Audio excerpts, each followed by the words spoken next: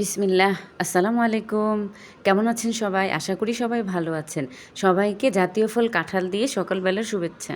আমাদের বাসায় এই প্রথম কাঁঠাল কিনে আনা হলো। এতদিন আত্মীয়স্বজনের বাসার থেকে তাদের গাছের কাঁঠাল পাঠানো হয়েছিল, ওগুলিই খেয়েছি আমরা আলহামদুলিল্লাহ।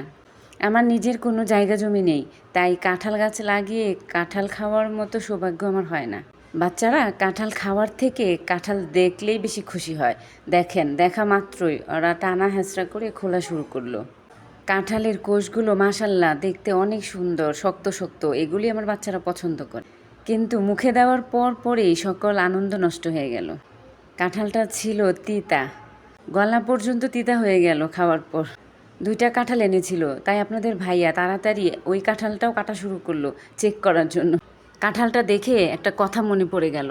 আমাদের সমাজে কিছু মুখোশধারী লোকদের মতো এই কাঁঠালের অবস্থা। এক ধরনের লোক আছে না, মুখে মধু অন্তরে বিষ। কাঁঠালটাও ঠিক সেম। আসলে দূর থেকে দেখেই কোনো কিছুর মূল্যায়ন করা ঠিক না। বাহিরের সৌন্দর্যই আসল সৌন্দর্য নয়। ভালো থাকবেন সবাই, আল্লাহ হাফেজ।